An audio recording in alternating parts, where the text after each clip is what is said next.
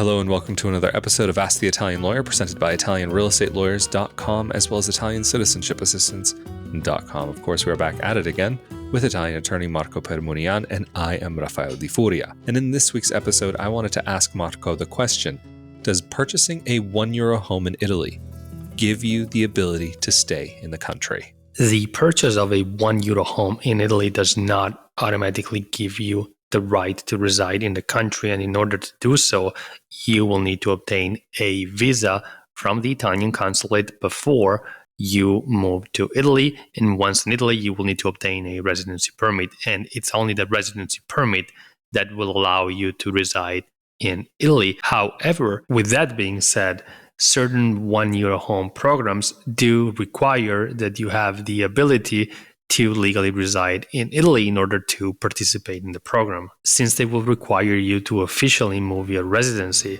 to that location.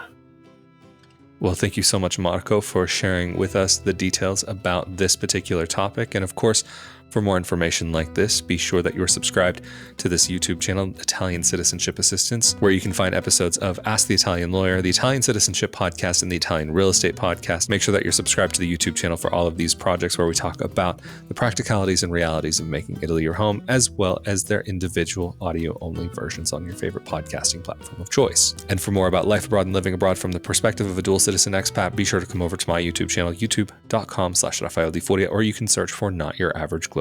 But again, we have been here with Italian attorney Marco Permunian, and I'm Rafael Di Furia. Stay safe and healthy out there, and we'll see you all next time. Thank you. Thank you.